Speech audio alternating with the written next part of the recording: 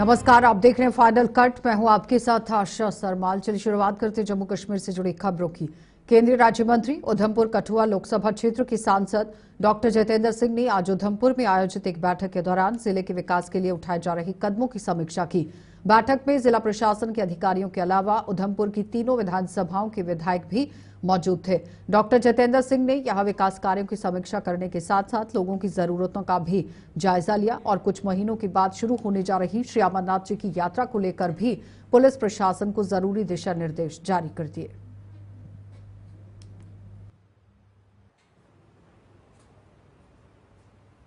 श्री नरेंद्र मोदी जी ने स्वयं लिया है और वो स्वयं हालात की मॉनिटरिंग भी कर रहे हैं। और जैसा उन्होंने कहा कि जो भी उचित कार्रवाई होगी सरकार उस पर भी विचार करेगी। जहां तक इस क्षेत्र का संबंध है, उधमपुर और कठुआ बेल्ट में कुछ एक समय से इस प्रकार की कुछ घटनाओं की सूचना आ रही थी। यहाँ पर कुछ संदिग्ध मूवमेंट्स भी हुई। पिछले दिनों में हमारा एक जवान शहीद भी हुआ और इत्तेफाक से कठुआ में भी हमारा जाना हुआ। 3-4 बैठकें वहाँ भी हुई। उसी क्रम में यहाँ पर सिविल सोसाइटी के नुमाइंदे भी थे, हमारे जनप्रतिनिधि, हमारे एमएलए पवन गुप्ता जी मेरे साथ हैं, दूसरे एमएलए भी यहाँ थे, व्यापार मंडल से, चेंबर से श्याम जी और बाकी सभी वर्ग के लोग, हमारे डीडीसी के नुमाइंदे, उनके चेयरमैन।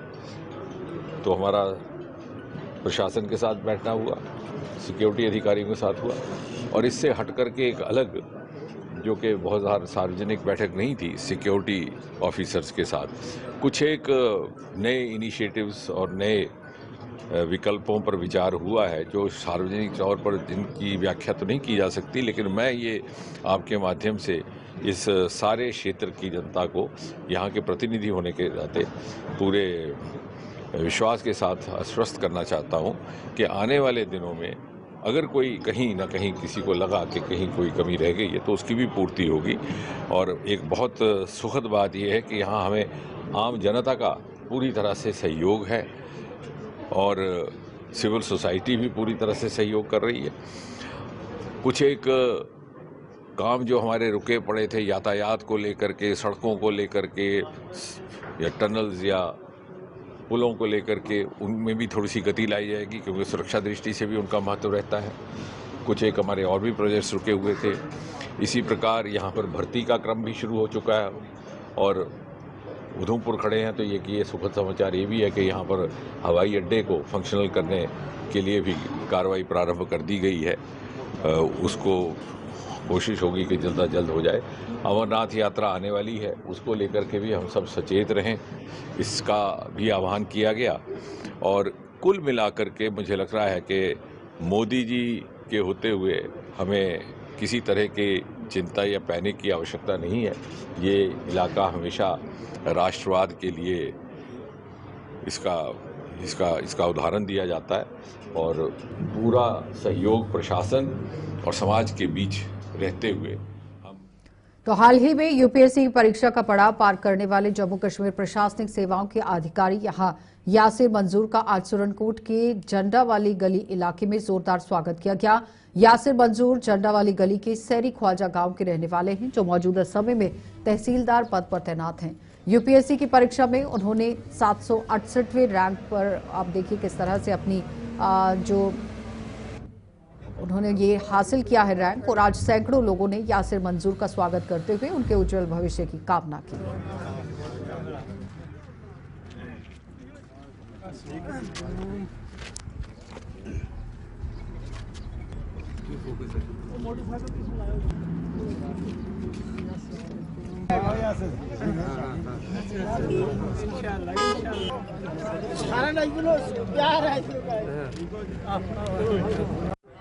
में बहुत बड़ी खुशी है जो हम यासिर मंजूर साहब के इस्तकबाल के लिए यहाँ आए हैं। ये हमें बहुत शॉर्ट पीरियड में ये यहाँ पे आना पड़ा। अगर ये थोड़ा सा हमारे पास टाइम होता तो आपको और ज़्यादा लोग आवाम मिलती है यहाँ देखने के लिए। तो हमें इलाके की बहुत बड़ी खुशी है। कलाई से लेकर यहाँ पीजी तक सारे लोग आए हुए हैं, रोडों पे इस वक्त उतरे हैं यासिर मंजूर साहब के इस्तकबाल के लिए, और उसी के लिए हम यहाँ पे यासिर साहब का इंतज़ार कर रहे हैं। वो अभी यहाँ से आ रहे हैं, हम उनका वेलकम करने के लिए। आने वाले नौजवानों के लिए बहुत बड़ा एक रास्ता खुला है। उनको ये इंस्पायर है उनके लिए कि जो हमारे बाकी नौजवान जो इस टाइम पढ़ाई में लगे हुए हैं उनके लिए एक आसानी का रास्ता यासर साहब के थ्रू उनको मिला है। आप जानते हैं कि 3-4 दिन पहले जो है यूपीएससी का जो रिज़ल्ट है उसमें जो हमारा एक दूर दराज का गांव है सीढ़ी ख्वाजा, वहां से हमारा एक नौजवान जो है उसने यूपीएससी क्लियर किया, 768 रैंक है। उसी की खुशी में हमारे पूरे गांव के और इर्द गिर्द जो हमारा पूरे ब्लॉक लसाना के जो लोग हैं वो यहाँ पर आए हैं वेलकम करने के लिए उनका। देखिए ये बहुत ज़्यादा मसरत हमारे लोगों के बीच में है, क्योंकि आईएएस का एग्ज़ाम, यूपीएससी का एग्ज़ाम क्वालिफाई करना अपने आप में एक बहुत बड़ी बात है और एक दूर दराज के गांव से उठकर पूरे इंडिया में जो एक मुकाबला होता है और हमारे देश का सबसे बड़ा एग्ज़ाम है उसमें क्वालिफाई किया। और हाँ, मैं बताता चलूँ आपको कि हमारे जो नौजवान हैं जो पढ़ रहे हैं, जो एस्पिरेंट्स हैं, उनके लिए एक इंस्पिरेशन है और इनसे उनको बहुत ज़्यादा इंस्पिरेशन मिलेगी और उसी के सिलसिले में आज हम यहाँ पर उनका वेलकम। डोडा जिले में आए दिन सड़क हादसे पेश आने के बावजूद भी सड़कों की बदतर हालत हो चुकी है और कोई सुधार नहीं हो पाया है। डोडा से पुल डोडा सड़क मार्ग का करीब 5 किलोमीटर हिस्से पर बड़े बड़े गड्ढे वाहन चालकों के लिए परेशानी का सबब बने हुए हैं। आरएनबी डिपार्टमेंट सड़क की मरम्मत कराने की बजाय लंबी ताने सोया हुआ है, जिसका खामियाजा वाहन चालकों को भुगतना पड़ रहा है। सड़क की बदतर हालत खासतौर पर दोपहिया वाहन चालकों के लिए जानलेवा साबित हो रही है।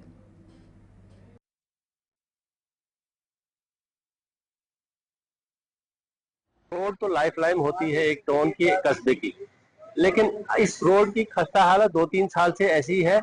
सरफेस भी नहीं है, बाकी चीजें भी कम है और ये रोड टूरिज्म के हिसाब से भी बहुत जरूरी है, क्योंकि बटोत से डोडा तक भी रोड का खस्ता हालत है। खस्ता हालत इसलिए है कि सरफेस भी नहीं है और बाकी चीजें, अब आप खड्डे बंद करोगे उससे काम नहीं बनने वाला। इसमें काफी देर से प्रीमिक्स नहीं हुआ, ब्लैक टॉप नहीं हुआ है। मेरी गुजारिश है एडमिनिस्ट्रेशन से इसकी तरफ ध्यान दिया जाए, ताकि लोगों को भी, अब अगर अफसर भी इस पे चलते रहते हैं, जो काम करते हैं, हमारी एडमिनिस्ट्रेशन भी इस पे चलती है, डीसी साहब भी चलते हैं और गणपत, खुसूसन गणपत से डोडा तक इस रोड की खस्ता हालत है, तो चलने के लायक नहीं है।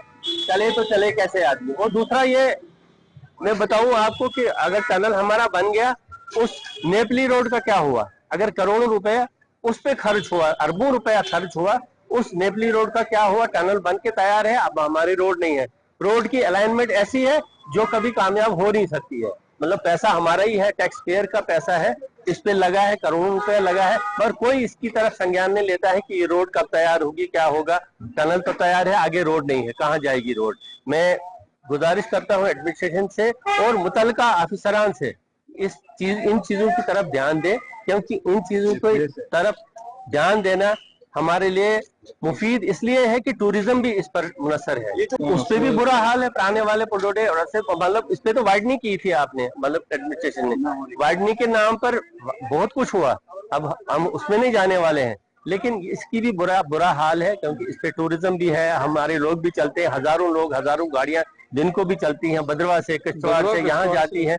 मतलब हमारा लिंक ही है, अर्शवाइल डिस्ट्रिक्ट डोडा का यही लिंक है, लेकिन इस पे कोई संज्ञान नहीं लेता है, कोई तवज्जो नहीं देता है। मेरी गुजारिश है एडमिनिस्ट्रेशन से कि इन चीजों की तरफ तवज्जो दी जाए, ताकि हमारा थोड़ा बहुत टूरिज्म जो चल रहा है डोडा में, भद्रवा में, कहीं भी चल रहा है डिस्ट्रिक्ट में, इसकी तरफ लोग चलें, आराम से चलें। बस यही मेरी गुजारिश है। एडमिनिस्ट्रेशन को 2-3 बार बोला कि खलैनी से लेके डोडा तक कितनी आवाजाही है, कितनी गाड़ियां चलती हैं, कितने छोटी गाड़ियां, बस से बड़ी गाड़ियां चलती हैं, लेकिन उस रोड की इतनी बुरी हालत है कि वहां इंसान को पैदल चलना भी बड़ा मुश्किल हो गया है। इसलिए मैं एडमिनिस्ट्रेशन से अपील करता हूं कि इस रोड को ब्लैक टॉपिंग और जहां जहां भी जरूरत पड़े वाइडनिंग की, वो जल्दी से जल्दी करवाई जाए। देखिए, सबसे बड़ी बात तो यह है कि डोडा से अगर जम्मू जाना हो, इतना टाइम हमें खलैनी से बटोत तक नहीं चल लगता है जितना डोडा से खलैनी तक लगता है। इसलिए मैं एक बार फिर आपके माध्यम से अपील करता हूँ कि इस रोड की थोड़ा, इस पे इस समय तो सीजन जो है पीक पे है टूरिस्ट का, तो अगर इस टाइम अगर ये रोड ठीक ना हुई तो टूरिस्ट भी दोबारा यहाँ आने की कोशिश नहीं करेगा। तो बिश्नाह में भगवान परशुराम जी की जयंती के उपलक्ष्य पर बिश्नाह में भव्य शोभा यात्रा निकाली जाएगी। इस शोभा यात्रा का आयोजन देहाती ब्राह्मण सभा द्वारा अक्षय तृतीया का मंगलवार 29 अप्रैल को किया जाएगा। शोभा यात्रा बिश्नाह स्थित माता के मंदिर से सुबह 11 बजे यहां रवाना होगी और उसके बाद तमाम जगहों से गुजरते हुए आप देखिए किस तरह से इलाके से होते हुए वापस मंदिर पहुंचकर संपन्न होगी। देहाती ब्राह्मणा सभा के ही प्रधान श्यामलाल सदोत्रा ने ये जानकारी देते हुए सभी सनातनियों से इस शोभा यात्रा में शामिल होकर इसकी शोभा बढ़ाने का आह्वान किया। नती तरीक मंगलवार अक्षय तृतीया के दिन भगवान परशुराम जी की शोभा यात्रा भव्य रैली माता के मंदिर से बड़ी धूमधाम से निकाली जा रही है। ये रैली सोहंजना के संत श्री गंगाधर जी महाराज की उपलक्ष्य में निकाली जाएगी। वहां बड़े बड़े संत महापुरुष आ रहे हैं। मैं सभी लोगों को हाथ जोड़कर विनती करता हूं, सह परिवार इकट्ठे होकर भगवान श्री परशुराम जी की शोभा यात्रा बढ़ाएं और उनका आशीर्वाद प्राप्त करें। 11 बजे ये हमारी भगवान परशुराम जी की शोभा यात्रा माता के मंदिर से निकलेगी। मेन बाजार, तारा चौक, बाईपास, पटियारी, सुल्तानपुर, मुरारचक, पल्ली, बसी, कनाल, चुंबिया, रुतराल, बांटक, फुटवाले, लास्ट बिश्ना में माता के मंदिर में संपन्न होगी। वहां भंडारे की व्यवस्था की गई है। सभी धर्म प्रेमी बंधु से हाथ जोड़कर विनती है, वहां प्रसाद ग्रहण करके जाएं। तो सांबा के सीमावर्ती रामगढ़ सेक्टर में किसानों की गेहूं की फसल लगातार आग की भेंट चढ़ रही है। किसानों के खेतों में लगे हुए बिजली की खंभों पर झूलती हुई तारों के आपस में टकराने से निकलने वाली चिंगारियां किसानों की मेहनत पर पानी फिर रही हैं। ऐसे हादसों से किसान परेशान हैं, जिनका कहना है कि आग लगने की सूरत में दमकल की गाड़ियां भी मौके पर पहुंचने में समय लगाती हैं, तब तक फसल राख हो जाती है। उन्होंने सीमावर्ती इलाकों में बॉर्डर चौकियों पर भी दमकल की गाड़ियों की संख्या बढ़ाने की मांग की, ताकि उन्हें ज्यादा नुकसान न उठाना पड़े।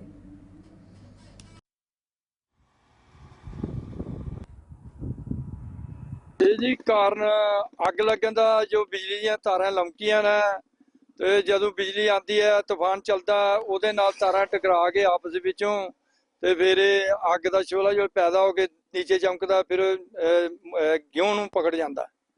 तो जदों अग लग जाती, अगर नहीं जल्दी फायर ब्रिगेड वगैरह आ जाते, लोग बुझाने वाले, फिर तो थोड़ा नुकसान होएगा।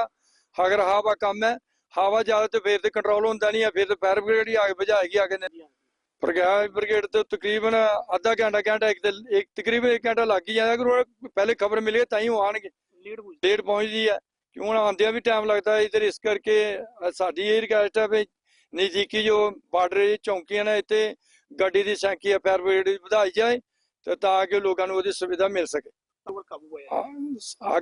अगर अग लग जाती है तो टाइम पर पहुंच जान, तो जी अग के उत्ते काबू पाया जाए। देखिए, हम पेशे से किसान हैं और हमारा एरिया जो है वो प्रॉपर किसानी पे डिपेंड है। तो आए दिन ये कोई नई बात नहीं है, जब भी हमारे किसानों की फसल पक जाती है और पकने के बाद काफी जो फसल है वो आगजनी की भेंट चढ़ जाती है। तो हम ये बताना चाहते हैं कि जो शॉर्ट सर्किट होता है बिजली का, उसकी वजह रहती है आगजनी की, और इसके साथ साथ कई बार मशीन जो काम करती है कंबाइन जो काटने के लिए, उसके अंदर भी चिंगारी बनती है और उसकी वजह से भी आग लग जाती है।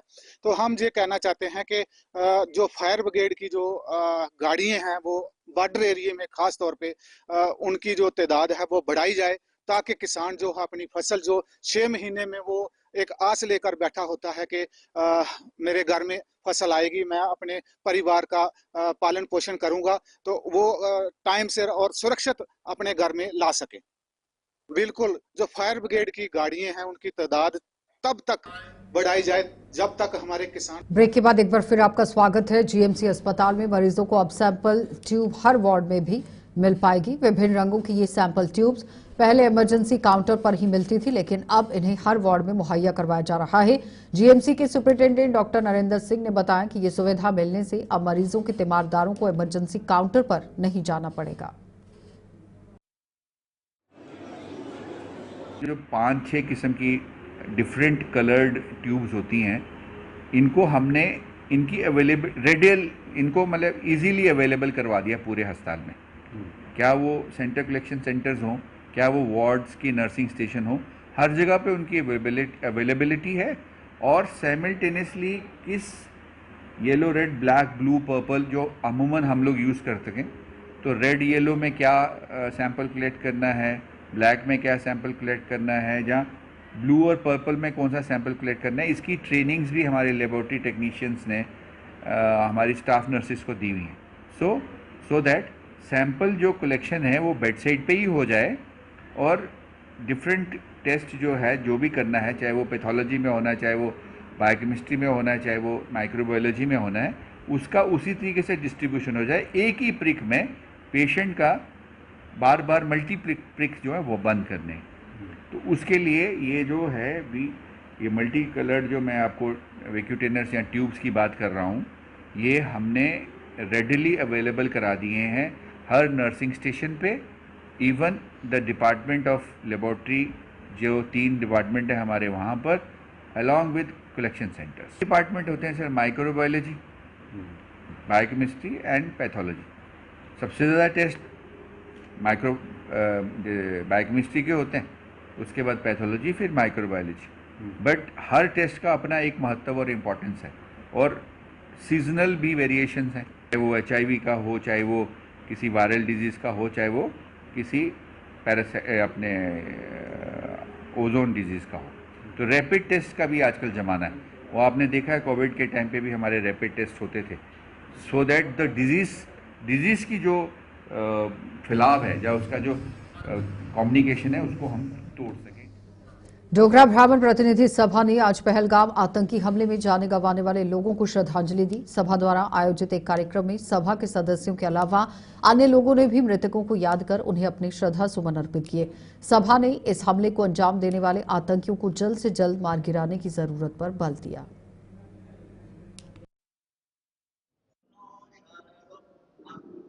आज का जो ये फंक्शन है, ये हमने श्रद्धांजलियों का रखा हुआ है जिन लोगों के वहां पर ये पहलगाम में जो शहीद हुए उनके लिए।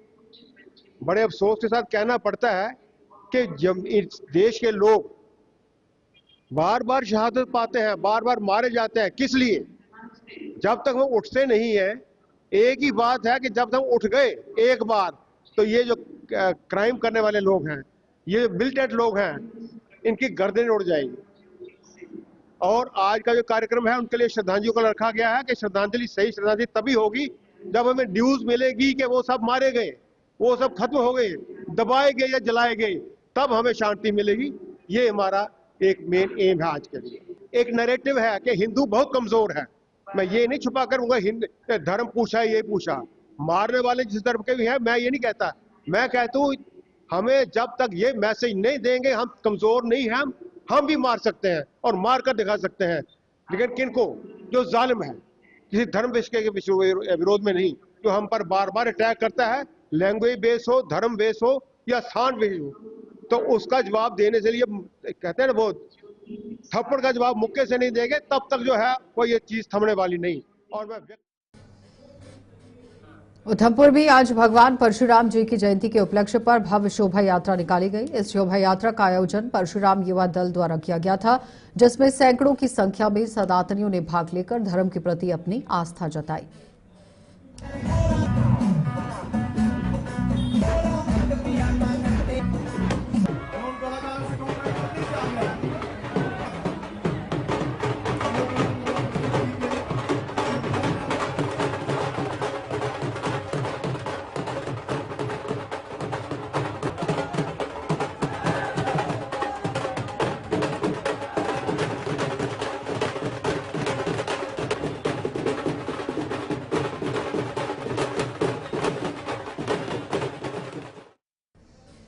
जम्मू स्थित भारतीय विद्या मंदिर की स्थापना हुए आज 25 साल पूरे हो गए हैं। स्कूल ने आज अपना रजत जयंती महोत्सव धूमधाम के साथ मनाया, जिसमें कई गणमान्य लोगों ने भाग लेते हुए स्कूल द्वारा समाज को दिए जा रहे योगदान की सराहना की। कार्यक्रम में बच्चों ने सांस्कृतिक कार्यक्रम पेश किए और बच्चों में पुरस्कार वितरण भी किया गया।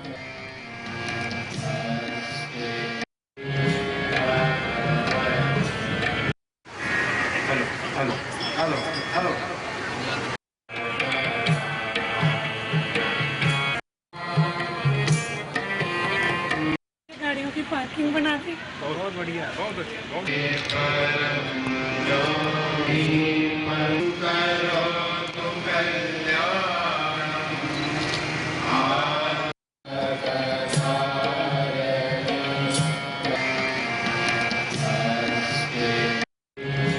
भारतीय विद्या मंदिर अम्फला जम्मू के 25 वर्ष आज पूरे हो रहे हैं।